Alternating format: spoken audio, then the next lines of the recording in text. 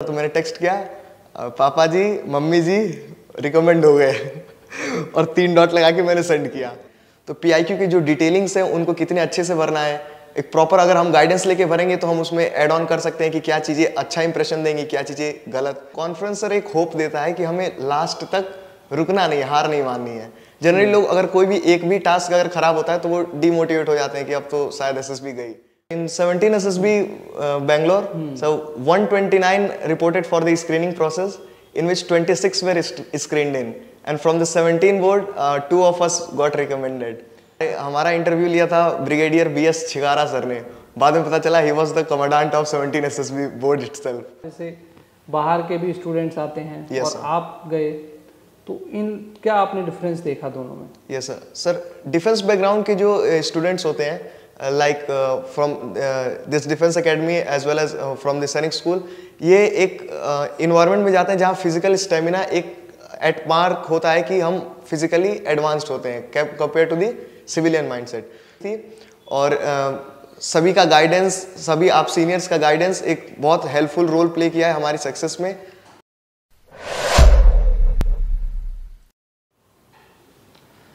Jai Hind, gentlemen cadets. Welcome to Target Defense Academy. My name is Sachin, founder director of Target Defense Academy. ये जो series है, selection की जो series है, जिसमें आपको कई सारे स्टूडेंट्स मिले जिन्होंने NDA SSB को क्रैक किया और फाइनली NDA में एंट्री लेने के लिए रेडी है। तो इसी सीरीज में आज मेरे साथ हैं चंदन यादव, जिन्होंने TES एंट्री के थ्रू, टेक्निकल एंट्री के थ्रू SSB का एग्ज़ाम, SSB को फेस किया और SSB से रिकमेंड हुए हैं। ठीक है, चंदन की जो रिकमेंडेशन रही है वो SSB बेंगलोर से रही है, 17 SSB बेंगलोर। ठीक है, और TES 52nd कोर्स, 52 कोर्स रहा है इनका। ठीक है, तो आज देखेंगे कि क्या रहा एक्सपीरियंस, और ये जो एक्सपीरियंस आप लोगों के साथ शेयर कर रहा हूँ मैं, ठीक है, इन बच्चों का एक्सपीरियंस जिन बच्चों ने NDA रिटन या SSB क्रैक किया है, ठीक है, वो एक्सपीरियंस कहीं ना कहीं आपके लिए काफ़ी हेल्पफुल होगा। तो first of all Chandan, congratulations. Thank you sir, thank you very much. और आई होप कि आगे जो जब आप एकेडमी में एंट्री करेंगे तब भी आप लाइफ में बहुत कुछ अचीव करेंगे। उससे पहले मैं आपका एक्सपीरियंस जानना चाहता हूँ कि जो बच्चे अभी NDA की प्रिपरेशन कर रहे हैं, वो बच्चे आपसे क्या क्या सीख सकते हैं, आपका जो एक्सपीरियंस रहा है SSB का। चंदन ने पहले अटेम्प्ट में ही SSB को क्वालिफाई किया है, SSB को क्रैक किया है, और ये बहुत ही बड़ी बात, and it's a very good thing, because जब आप सेकेंड टाइम जाते हैं तो वहाँ पे उतने चांसेस नहीं रहते जितने फर्स्ट टाइम पे रहते हैं। Second most important thing, TES entry के थ्रू जब कोई बच्चा SSB के लिए जाता है तो उसमें रिकमेंडेशन के जो चांसेस होते हैं वो 2 to 3% होते हैं। am I right? सर, तो देखेंगे, जानेंगे चंदन का खुद का एक्सपीरियंस। तो सबसे पहले चंदन, आप एस्पिरेंट्स को अपने बारे में बताएं कि आपका क्या रहा है फैमिली बैकग्राउंड एंड ऑल, और कहाँ से आप बिलोंग करते हैं। सर, जय हिंद सर, जय Hind everyone. I am Chandan Yadav and I have done my schooling from Captain Manoj Kumar Pandey UP Sainik School, Lucknow itself. I belong from Gazipur, UP East. Particularly, my father, Mr. Sheshnath, is a government teacher, and my mother, Mrs. Nirmala, is a housemaker. And I have one sibling, and belonging to the rural background of Gazipur, we have a greater exposure only when we entered the Sainik School, Lucknow. Sainik School, Lucknow, its aura, its Adam officers, and the whole fraternity of seniors gave us a wonderful exposure and a wonderful upliftment to our personality, that we are much able to groom ourselves up to that level as we are currently. Talking about the SSB journey and defense aspiration, right from the very beginning, it's a continuation of struggle, sacrifice. Defense demands some sacrifice to come up with certain dreams and aspirations. And being in the Sainik School right for 6 years, it was a continuation of that same hope, same dream, seeing our seniors, sir and other seniors at the OBM and getting motivated from them, it was the whole aspiration for the defense forces itself. And SSB experience, sir, it was very much fantastic, right from the beginning of the preparation to now mesmerizing the moments of success and the blessings of the Almighty. Sir जब भी preparation की बात आती थी तो senior से और आप लोगों की गाइडेंस को याद करके ही हम मोटिवेट होते थे और जो भी चैलेंजेस आते थे उनको फेस करने की एक स्ट्रेंथ मिलती थी. और एसएसबी के वेरियस टास्क मेनली रफली 3 मेन डिवीजन होता है, साइकोलॉजिकल टेस्ट और interview and group task. So sir in 3 main broadcast में हम लोगों ने तैयारी की थी और सभी का गाइडेंस, सभी आप सीनियर्स का गाइडेंस एक बहुत हेल्पफुल रोल प्ले किया है हमारी सक्सेस में. और मेन परफॉर्मेंस में जो नर्वसनेस होती है उसको कॉन्फिडेंस से ही बाईपास किया जा सकता है. राइट. Yes sir. तो इसमें जो आपका एसएसबी का प्रोसीजर रहा है, फर्स्ट स्टेप मैं आपसे स्टेप बाय स्टेप चलूँगा कि पहला स्टेप होता है स्क्रीनिंग टेस्ट. राइट. तो स्क्रीनिंग टेस्ट में जो आपका बैच था उसमें टोटल कितने स्टूडेंट्स थे आपके साथ? Sir, total reporting was of 170, but 129 students reported for the SSB on the very first day. Okay, 129 students reported for the SSB on the first day, right? Sir. How many students recommended for the second phase? Sir, total out of 129, 26 students were screened in for the course of the other days. Okay, qualified as screening test, right? Sir. And what about your first test over there? Yes, sir. If we talk about psych test, right? Yes, sir. So, what kind of problems you faced over there? Sir, particularly in psychological test, we have thematic apperception test. We have a series of 11 picture plus 1 blank picture, and then we have word association test, following by situation reaction test, and lastly self description test.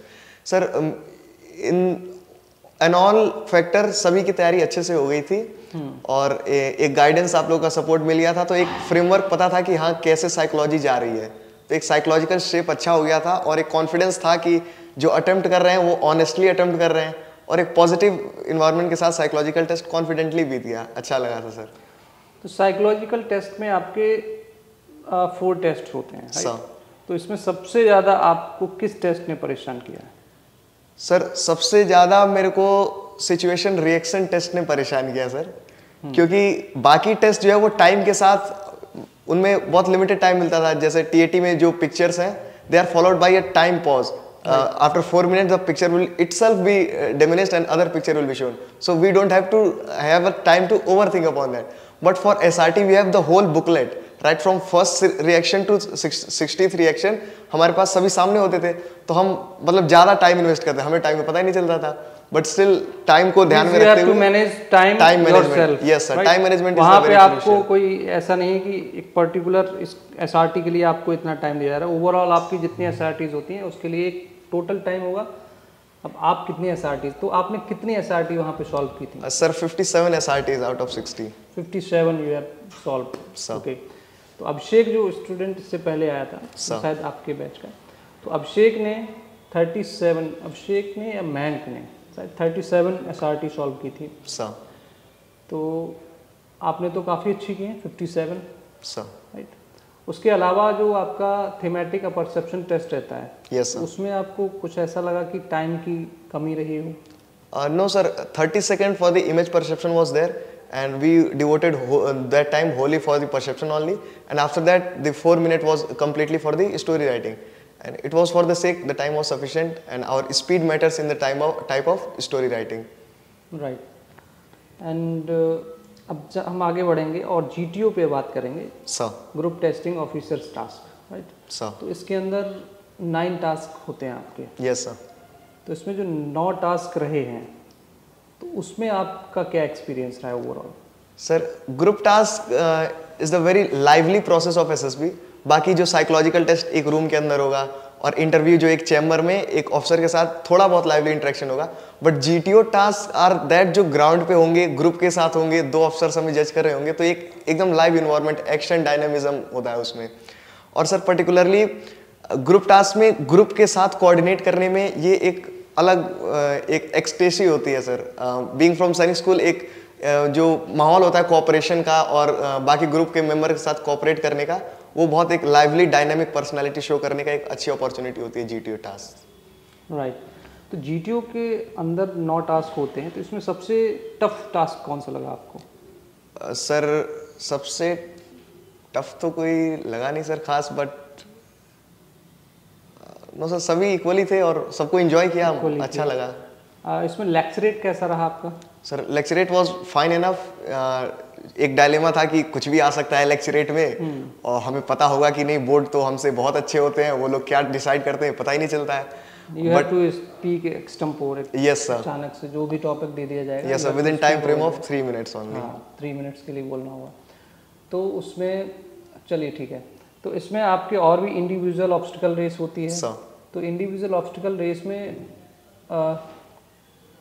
किस तरीके का experience रहा आपका? जैसे बाहर के भी students आते हैं yes, और sir। आप गए, तो इन क्या आपने डिफरेंस देखा दोनों में? Yes sir. Sir defence background के जो स्टूडेंट्स होते हैं, like from this defence academy as well as from the Sainik school, ये एक इन्वायरमेंट में जाते हैं जहाँ फिजिकल स्टेमिना एक एट मार्क होता है कि हम फिजिकली एडवांस्ड होते हैं compare to the civilian mindset.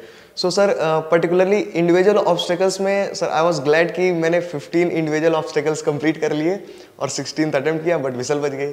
उसमें सर रनिंग एक फैक्टर होता है कि ऑब्स्टेकल अटेम्प्ट करने में सभी कैंडिडेट्स को ऑब्वियसली बराबर ही टाइम लगेगा, एक ऑब्स्टेकल कंप्लीट करने में बराबर टाइम लगेगा। जो बीच के डिस्टेंस होते हैं वो रनिंग के हिसाब से हम टाइम कम कर सकते हैं, जिससे ज़्यादा टाइम मिल सके हमें। राइट। तो उसमें एक टास्क होता है कमांड टास्क सर, जिसमें आपको एक टास्क दिया जाता है कि you have to just complete that particular task within time, right? Yes sir. तो आपको क्या टास्क मिला था वहाँ पे? Sir for command task sir we have a type of circular structure and particular एक माइंड में था, सीनियर सर सुने थे कि bomb diffusion is the toughest command task.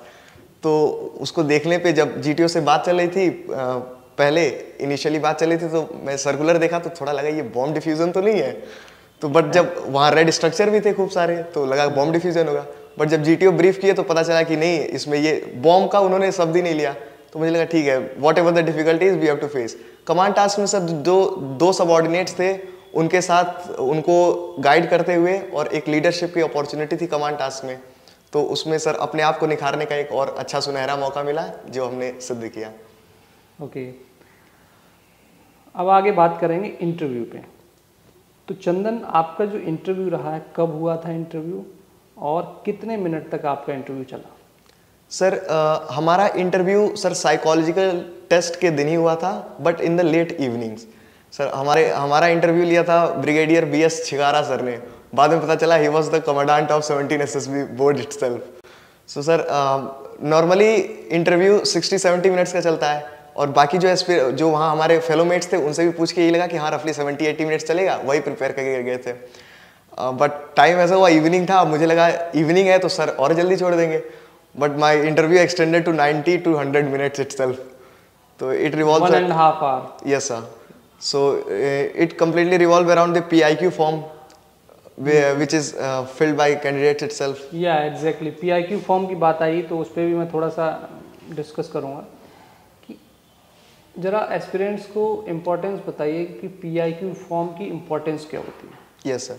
Sir, just like in any of the interview in civil or anything, CV is there. So is the case of personal information questionnaire in defense. It provides a brief insight of a candidate to the interviewer prior to his entering the room. PIQ देख के ही वो कुछ aspirations बना लेते हैं कि हाँ ये कैंडिडेट इस टाइप का है रफली। तो PIQ की जो डिटेलिंग्स है उनको कितने अच्छे से भरना है, एक प्रॉपर अगर हम गाइडेंस लेके भरेंगे तो हम उसमें ऐड ऑन कर सकते हैं कि क्या चीज़ें अच्छा इंप्रेशन देंगी, क्या चीज़ें गलत, और क्या चीज़ें अवॉइड की जानी चाहिए, और क्या चीज़ें हमारी पर्सनैलिटी की होती है जो हमें खुद ही नहीं पता चलती है। तो वो एक गाइडेंस में हम अच्छे से PIQ में ही निखार सकते हैं। PIQ इंटरव्यू को एक स्टार्ट देने के लिए एक बहुत क्रूशियल स्टेज होता है sir, and PIQ itself is important. PIQ इसलिए भी इम्पॉर्टेंट है क्योंकि PIQ फॉर्म आपका डे 1 से लेके ओवरऑल पूरी SSB में आपको फॉलो करेगा। Right sir.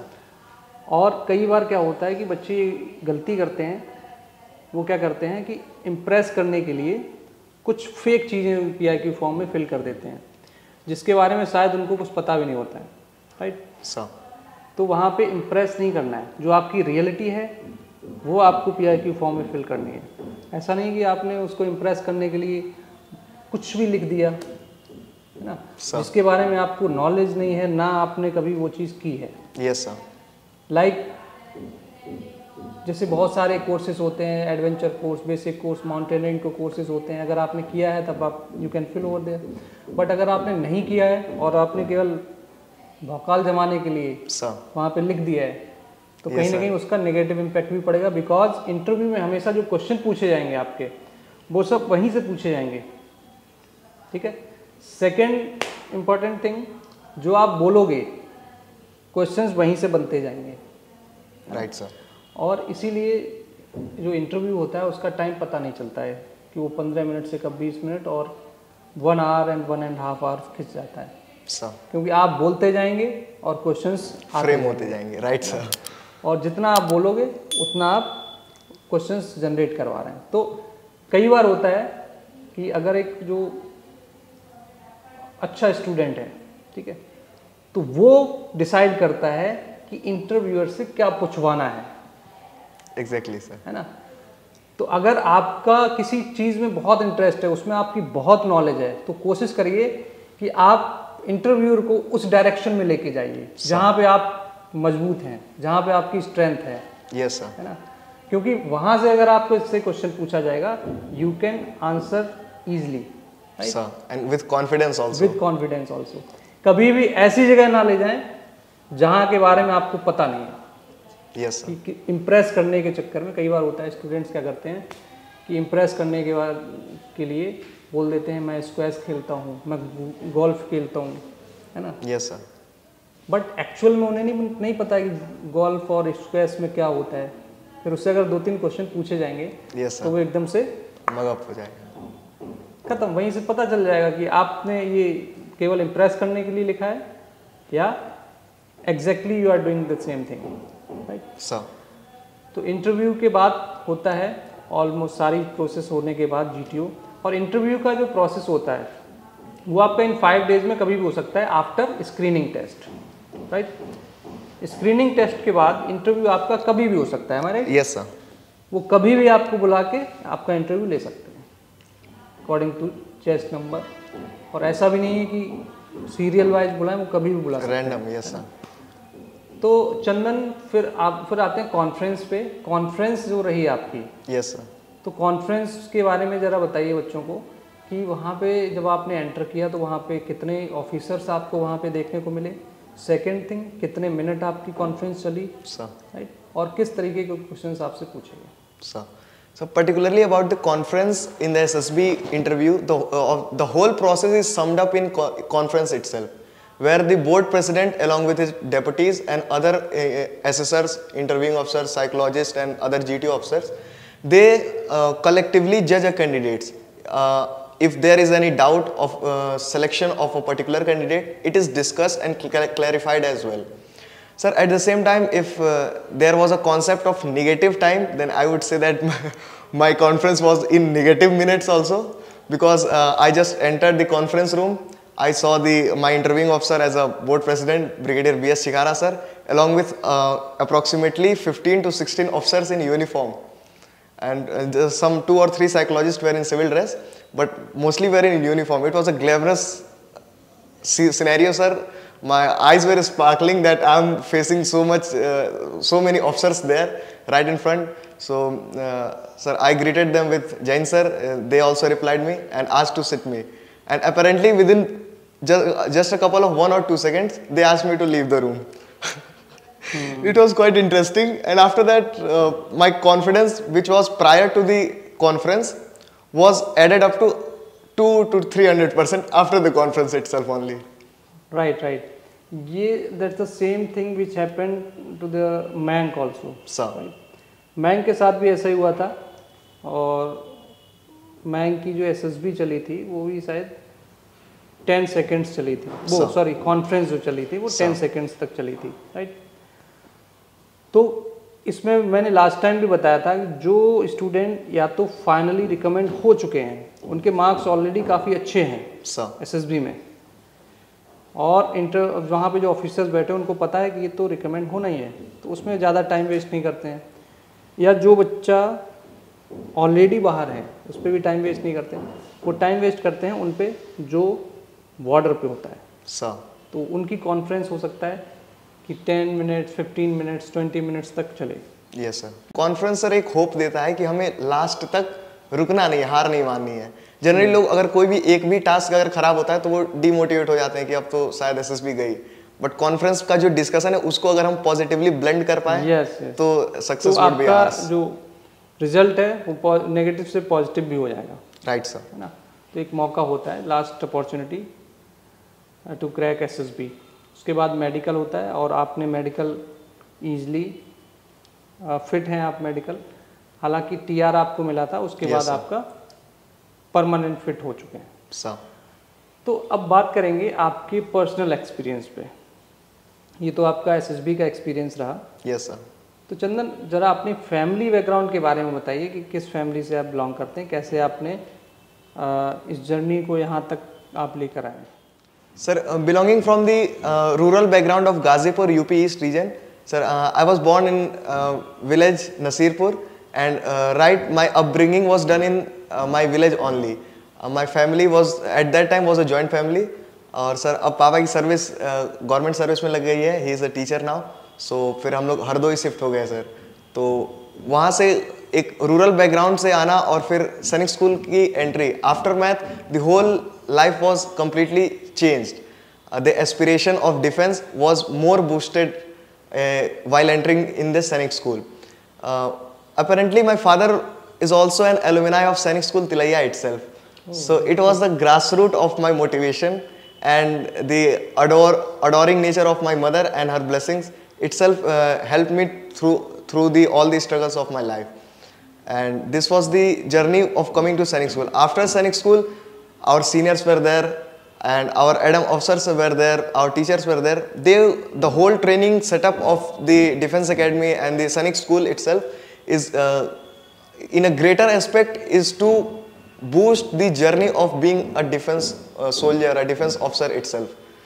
So that the whole journey is quite motivating and thrilling. कभी-कभी बैकफोर्थ में देखते हैं तो पता ही नहीं चलता कि ये हम ही थे जो इतना मतलब इस जर्नी से यहाँ तक आए हैं। तो काफ़ी प्राउड लगता है सर और अच्छा भी लग रहा है। ओके, तो चंदन, अब इसके बाद मैं एक क्वेश्चन आपसे पूछूंगा जो सबसे मैं ऑलमोस्ट पूछता हूँ हर एक बच्चे से, और आई थिंक उसका आंसर तो आपने दे रखा है, लेकिन एक बार फिर से आप जरा बताइए कि from where you got the inspiration exactly, from your father, from school, anything, from where you got the inspiration. Sir, in the early phase of my life, sir जो मदर्स के हमारे माँ के जो संस्कार मिले हैं सर, उससे एक कहीं ना कहीं मेंटलिटी थी कि कुछ सर्व करना है to the society, to the nation itself. So कई सारे अपॉर्चुनिटीज ट्राई किए, सिविल सर्विसेज भी ख्याल में आया है और बाकी इंजीनियरिंग अदर बहुत सारे डाइवर्स। और my father was an alumni of Sainik School Tilaiya itself, as mentioned earlier. So he was a greater source of inspiration for the defense, being a defense brat type. So and entering the Sainik School itself, it gave that dream a quick boost, a rocket type boost कि अब तो defence soldier ही बनना है। और फिर जो aura मिला और जो अथॉरिटी मिलेगी, जो प्रॉम्प्टिंग अपॉर्चुनिटीज़ मिलेंगी मदरलैंड को डायरेक्ट फ्रंट पे सर्व करने का, सर वो एक सोर्स है। और कमिंग सर समअप अगर करें तो सर अलमाइटी की जो भी डिज़ायर्स थे, भगवान कन्हैया ने हमें सैनिक स्कूल भेज दिया, तो अब वहाँ से हमें एक बढ़िया बूस्टअप मिला सर। और माता पिता का आशीर्वाद था सर, उनकी गाइडेंस थी, और अल्टीमेटली उनका लाइफ और उनकी फ्यूचर सिक्योरिटी ये भी था, और वो खुद ही एक मेरे लिए मोटिवेटिंग फैक्टर है। तो इसलिए ये तीन लोग मेरे लिए काफ़ी मोटिवेटिंग रहे हैं सर। ओके, तो ये चंदन का एक्सपीरियंस रहा है और एसएसबी का एक्सपीरियंस शेयर किया। उसके अलावा रिटन एग्जामिनेशन जैसे एनडीए का होता है सर, ठीक है, आपकी तो टीएस एंट्री रही है। Yes sir. तो टीएस एंट्री की जो एसएसबी होती है वो काफ़ी टफ होती है।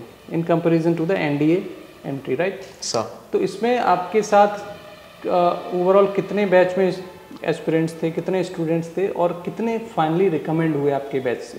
Yes sir. Sir for NDA sir, UPSC NDA में अभी 13 जो बैचमेट्स हैं हमारे। I am asking about the at the SSB centre. My SSB centre हाँ, एसएसबी सेंटर जो था आपका sir, in 17 SSB Bangalore, so 129 reported for the screening process, in which 26 were screened in, and from the 17 board, 2 of us got recommended. It means out of 129, only 2 students got recommendation, right? So, Means less than 2%. right sir. Less than 2% result over there, right? तो technical entry के through SSB crack करना, it's quite tough. So, और तो ये तो बहुत ही बड़ी चीज़ है जो आपने की है चंदन। all by your guidance and all the blessings of teachers and seniors itself. Sure sure. बाकी ओवरऑल तो जो आपके अंदर जो क्वालिटीज़ होती हैं वही आपको एक ऑफिसर बनाती हैं, और ये क्वालिटीज़ आपको खुद जनरेट करनी होती हैं। वी कैन गाइड यू, ठीक है? Yes sir.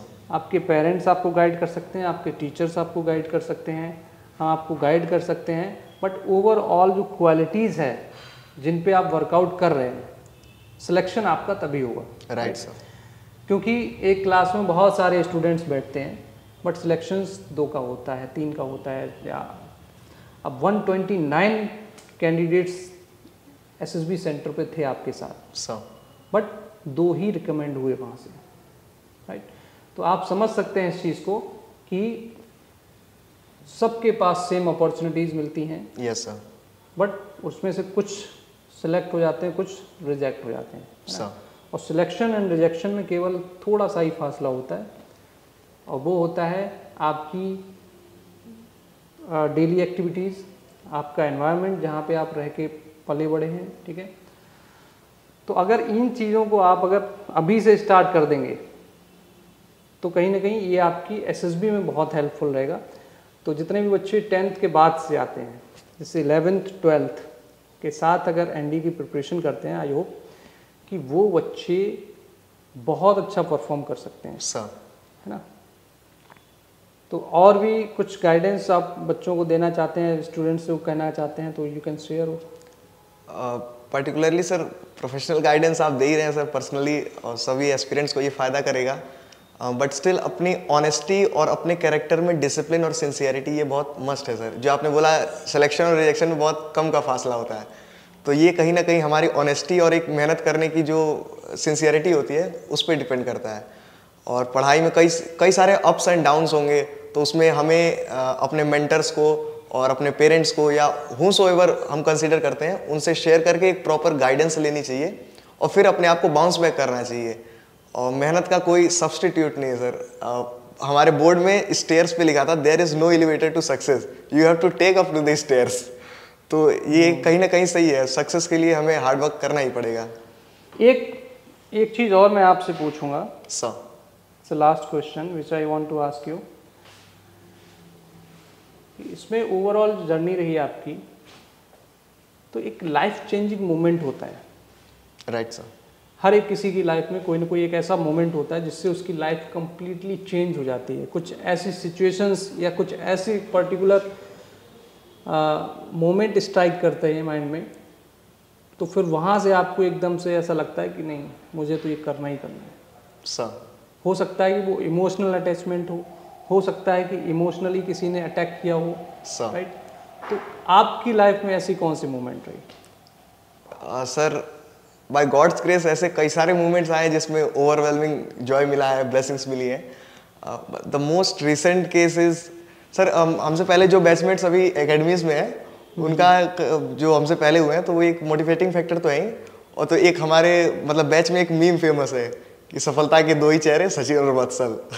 तो दिस काइंड तो एक था कि एसएसबी क्लियर करना है और कुछ मतलब करें, तो उस मेहनत बाकी गाइडेंस वगैरह के बाद सर, जब रिकमेंडेशन के बाद बेंगलोर में फ़ोन्स अलाउड नहीं थे, तो जो फ़ोन मिला मैं इलीगली प्रोक्योर करता था थोड़ा, तो फ़ोन में मैंने टेक्स्ट किया घर पे, तो कॉल कर नहीं सकता था, तो मैंने टेक्स्ट किया, पापा जी, मम्मी जी रिकमेंड हो गए और 3 डॉट लगा के मैंने सेंड किया।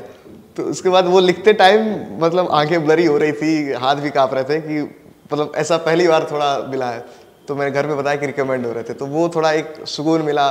और फिर आगे घर पे जो सूदिंग रिलीफ मिला है पेरेंट्स को, और उन्हें जो सूदिंग रिलीफ मिला है वो एक काफ़ी अच्छा एक्सपीरियंस रहा है सर। अब लाइफ शायद लग रहा है कि हम कुछ कर सकते हैं देश के लिए, अपने समाज के लिए और अपने सब के लिए। राइट। और 12th के जस्ट बाद अगर आप एनडीए एंट्री लेते हैं, टीईएस एंट्री लेते हैं, या डिफेंस में एज एन ऑफिसर आप एंट्री ले लेते हैं, it's a biggest opportunity, biggest achievement, right sir. क्योंकि इस छोटी एज में इससे बेस्ट अचीवमेंट नहीं मुझे लगता कोई भी है। सर आगे चल के आप बहुत कुछ कर सकते हैं लाइफ में, बट इस एज पे जो आपने किया है, और भी जो बच्चे स्टूडेंट्स क्वालिफाई करते हैं, तो I think it's the best achievement right now sir, है ना। और आई होप आपके आने वाले टाइम में भी आप बहुत कुछ अचीव करेंगे एकेडमी में जाने के बाद। उसके अलावा और भी आपको जो अपॉर्चुनिटीज़ मिलेंगी लाइफ में। Yes sir, it's start itself sir, अभी शुरुआत वहाँ ही पे है। भी बहुत कुछ आपको मिलेगा, बट वही चीज़ है कि अपने आप को अपडेट करते रहिए। सॉफ्टवेयर भी 2-4 महीने में, साल में अपडेट हो जाता है। यस सर, है ना। तो अपने अंदर जो सॉफ्टवेयर लगा है उसको भी टाइम टू टाइम अपडेट करते रहिए। अगर अपडेट नहीं करेंगे तो आप आउटडेटेड हो जाएंगे। Right sir. और आउटडेटेड हो जाएंगे तो फिर आपकी वैल्यू ख़त्म हो जाएगी सर। तो अगर आपको अपनी वैल्यू बनाए रखनी है तो अपने आप को अपडेट करते रहिए। जो एडवांस टेक्नोलॉजी, बहुत से वो लोग आते हैं कहते हैं कि अब तो काफ़ी टेक्नोलॉजी एडवांस हो गई है, और अपने पुराने उसी लहजे में जीते रहते हैं, सर तो कहीं ना कहीं वो अपनी वैल्यूएशन डाउन कर देते हैं। Exactly sir. आज की जनरेशन है, नेक्स्ट आज से 10, 15, 20 साल बाद ये सिनेरियो काफ़ी ज़्यादा चेंज हो जाएगा, और आपको उसी टाइम के अकॉर्डिंग चेंज करना पड़ेगा, अपने आप को अपडेट करना पड़ेगा। तो इससे अच्छी बात यह है कि आप हर साल, हर महीने अपने आप को अपडेट करते रहें, और लाइफ में आपको जो नई अपॉर्चुनिटीज़ मिलती हैं उनको आप लीजिए, उनको प्रॉपरली दोनों हाथ से वेलकम करिए, और उसको जहाँ भी आपको अपॉर्चुनिटी मिलती है उसको ग्रैब करिए, है ना सर। तो congratulations Chandan, once again. Thank you sir, thank you I very hope much for ये वीडियो, ये आपकी जो इंस्पिरेशन है, ये आपकी जो आपने अपना एक्सपीरियंस शेयर किया है, ये काफ़ी स्टूडेंट्स को हेल्प करेगा यस सर। मोटिवेट करने के लिए। सेकंड थिंग, आपके थ्रू जो गाइडेंस मिलेगा उसमें अगर एक बच्चा भी इस गाइडेंस से सिलेक्शन ले लेता है, sir that's the biggest thing for me and you also, right. Thank you so much.